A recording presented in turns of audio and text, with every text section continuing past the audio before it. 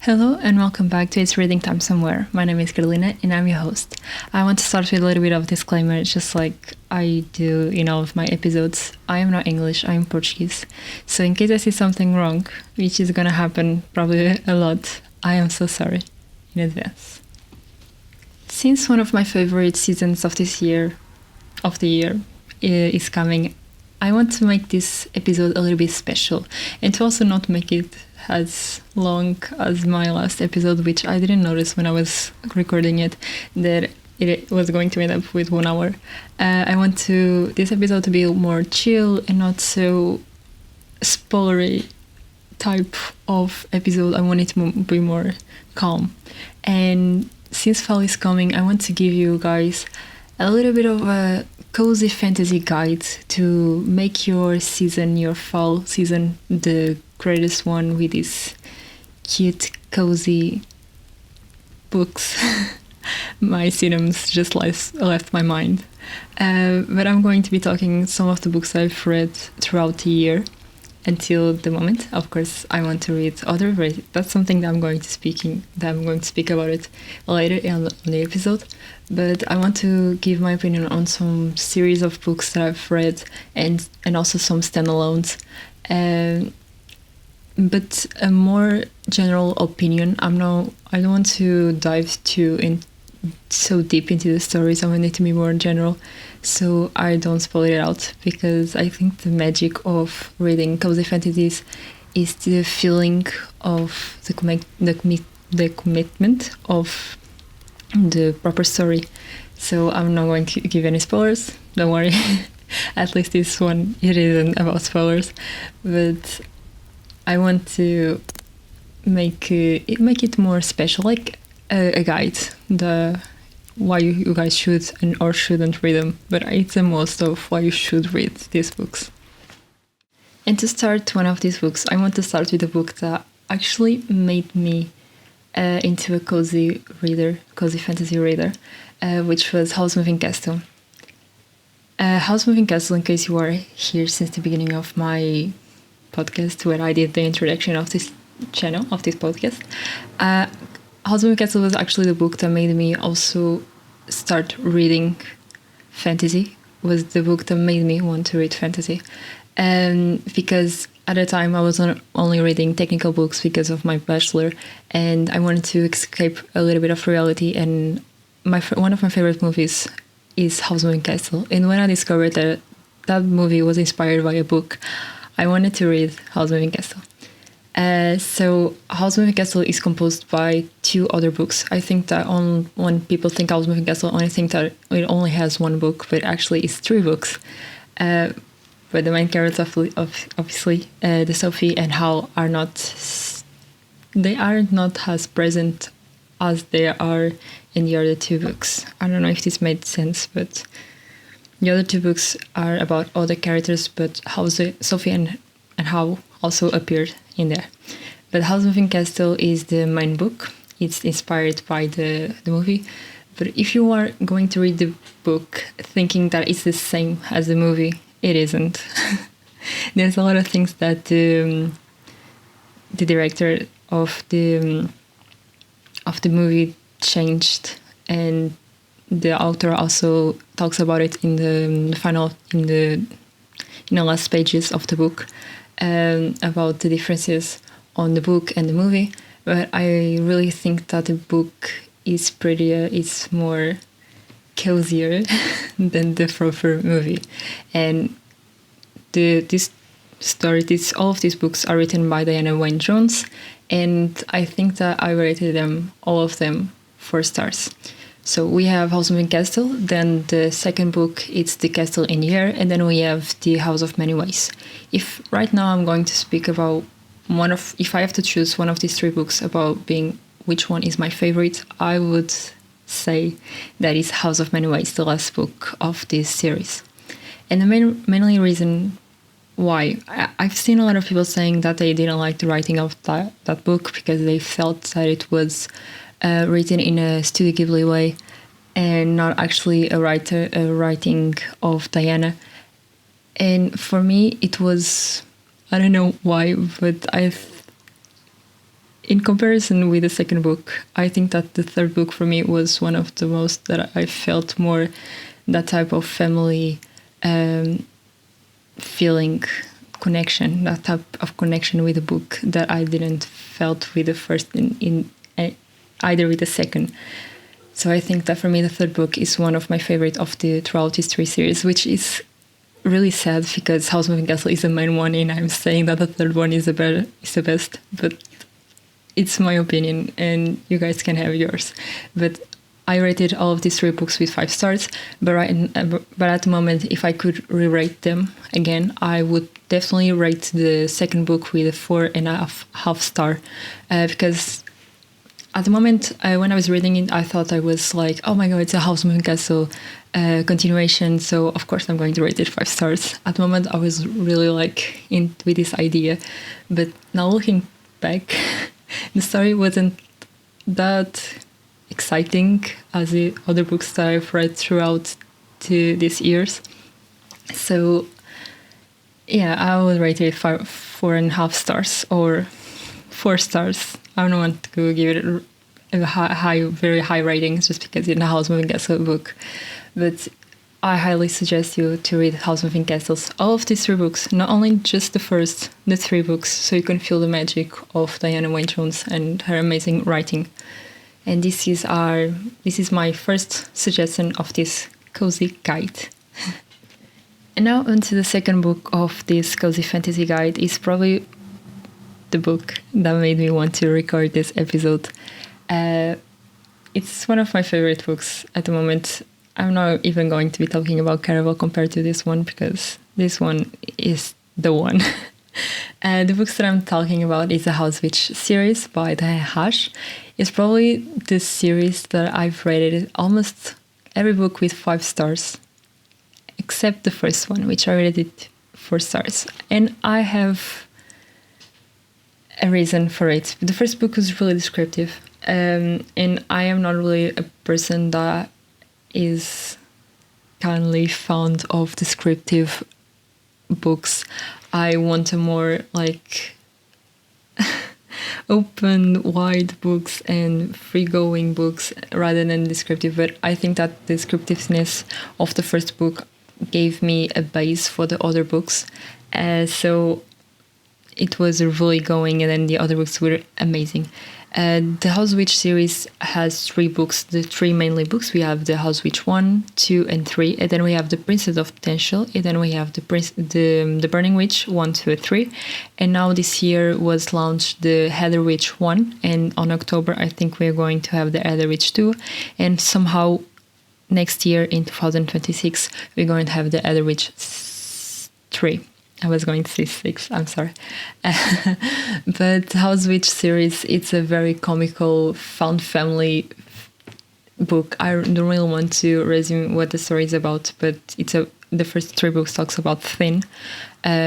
He's a house witch, obviously, and he went into this castle because he wants to have a better life and don't want anyone to find out that he's a witch. So he tries to hide that. And then we have like this whole found family, this whole comic scenes that were really amazing. And I think that probably this book was one of those books that when one comic scene appeared, I went to read it to other people so other people could have fun with, laugh with me about why that scene was so amazing. But when I read it to other people, people were like staring at me like, that isn't funny. But I was like, it is funny. Please laugh with me, because it's like people weren't found that scene funny because they weren't actually reading the book, so they actually didn't know about the plot of the book or the story, so they didn't find it funny like I did. But for me, the book was amazing. All of these 8 books were amazing, and I highly suggest you to try it out, The House Witch. I think that also the way the book is written, the proper writing of the author, it's amazing. So please give it on a try on this fall. we have a lot of books to give on try. And I think the other thing that I found amazing about the books, like The Princess of Potential, which is it's a story about other character. Then we have The Burning Witch, which is a story about other character, and The Other Witch is a story about other character other than Finn. And the way that those books are written, you can read those books without having to read The House Witch, because the author explains the story and why the character is in there. But I think that you should always start with the beginning of the book, The House Witch, so you could understand like the storyline of the book, other than just reading story by story. If you want to read House Witch, start with the beginning. You are not going to regret it. Don't start with The Burning Witch. Start with The House Witch, please. You are not going to regret it, and I promise you that, because this book has a way of feeling. It's a very amazing. It's a feeling. Like I was saying, it's a feeling. I don't have words to describe it, other than beautiful, amazing, comic. I don't know. So this is one of my second books that you guys should try to read, and the second book of my cozy guide list. I'm getting wrong on my thoughts. And now onto our third book of this cozy guide. We have Emily Wilde's Encyclopedia of Fairies by Heather Fassett. I rated this book 3.5 stars. Now we are going to downgrade a little bit on my grades. I love this book, I'm going to be honest. It's good, but it's too slow for me. I think that it was a really slow reading and also very descriptive type of writing. I really don't like very descriptive books. I think that annoys me a little bit too much, if I'm going to be honest. I know that you need to have a very descriptive writing first to understand the story, but sometimes the story is not only that. I think I need more action, and I think that the only part that I didn't like about this book, it was like when we was getting the climax of the story, it was then again slow, and then we're going to have another climax. It wasn't like a really good pacing story. I always think that we were always hitting some climax on a story. And for me, it didn't make sense, but I loved the writing of this book. This book was completely different type of writing, because this is probably the only spoiler that I'm going to say about all of these books. This book is written as it was like a guide. Not a guide, it's like the book was a diary of the character. So she was writing the things that she was exploring during that stay in an island. And I think that it was different. It didn't have chapters. The chapters were the date of where the character was. And I think that type of thing was completely different than any other book that I've read at the moment. And also the whole book felt like we were reading a poem. I think if I start like singing a little bit of the words that were written, I think it sounded so much like a poem. It was so beautiful. I think the writing and this type of way the book was written, it was really amazing. And I think if you want to go for a more cozy, really slow reading, I think this one is probably the best one for you.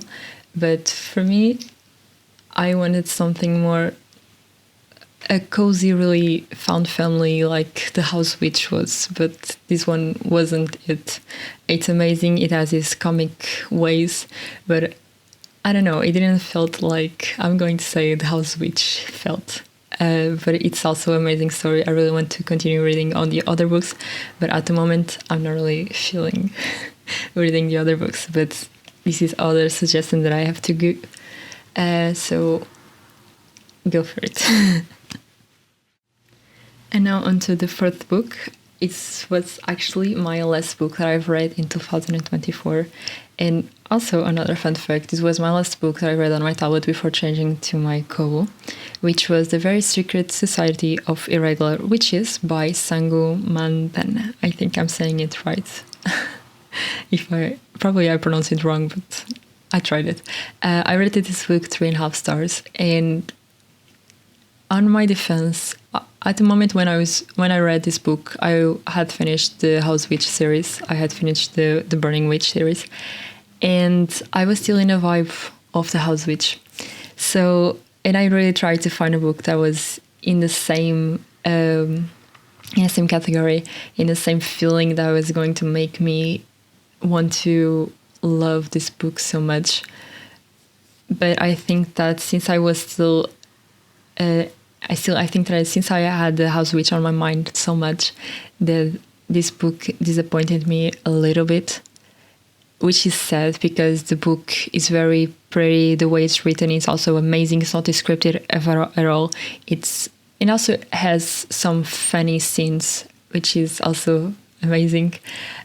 But since I had like the House Witch on my mind, I think that it didn't hype me up as much as the House Witch had, which is sad. So I kind of want to reread this book so I can give another opinion on it. And I'm really sorry about this for the author, about saying this to you.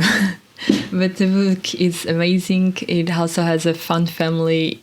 And also at the end of the book, we have this huge plot twist that we never was going to think about it. So I think you guys also should give a try on this book. Not just because I feel sorry about it, but because it's an amazing book and it's really well written. It's also based in England. So in case you want to... I don't know, but sometimes when I'm reading, I know that it's based in England, I want to like try to read the characters into a British way. I'm sorry. This sounds so bad, but it's true. So I don't know. This is my first book and my final book of my guide of cozy fantasy books for this fall. And now onto some next books that I currently want to read on this fall. If I'm being honest, I kind of want to reread the whole House Witch series because the second other book is going to be launched in October. So I was currently thinking about that, but I don't think that the timing right now is the correct one for me to be able to read this whole series, this whole 8 books until October. I think I'm just going to read it and be with it. But I also, like I said, I really want to continue reading the series of the Hamley Whites because I think for me, even if it's slow, I think it still has potential for it getting better. Like I said, for me, most of the time the first book needs to be descriptive just so the story can go on and be better. So I kind of want to give another try on this series and continue reading it while I still got it on my mind, if I'm going to be honest. But at the moment, I'm not very into a very slow reading and that type of reading. I'm probably going to pick it up on November or on December, on actually fall time. But other books that I kind of want to read are also into this cozy fantasy selection is the Legends and Lattice by Travis Baldry. This book has been very highly suggested from some people to me. They love this book. They think that this book was really beautiful. So I kind of want to give it on a try. And the other books that I was really wanting to read after I finished Howl's Moving Castle was other books by the Diana Wynne Jones, the writer, which I think that the books, it has a series name, but the first book is called Charmed Life, which I think I love the writing of Diana Wynne Jones. It was, as a classical writer, English writer, her writing was not that boring as it was on Of Green Gables. I'm sorry, but I know that some people love the Anne of Green Gables, but for me the first book wasn't it. But this writer has the year that it has an amazing writing, and so I kind of want to give her a try on her other cozy books. So yeah, and to finish, not to conclude this episode, I kind of want to see what I'm reading at the moment, since I don't want to continue Emily Wilde's book because it was it's not the last book that I read. The last book that I read was The Vampire's Conqueror, and now I'm continuing reading Teresa Broadbent, which I'm reading The Songbird and The Art of Stone, which is the continuation of the journey of the series of The Crown of Nyaxia, if I'm saying it right. Because the second book of this Miche storyline was launched in June or July, if I'm not wrong. So I kind of want to continue reading this. I don't know if there's going to be other books. I don't know, but at the moment I am reading the first book of the Miche's series. And with all of this, I wrap up my cozy fantasy guide. This type of fantasy as a way of reminding us that magic isn't always about battles and violence. Sometimes it's about finding friendships, finding family and quiet moments. These books give me that feeling this year, and I hope that they'll do the same for you. Until next time, please keep your blanket close, your tea warm, and remember, it's always reading time somewhere. Bye!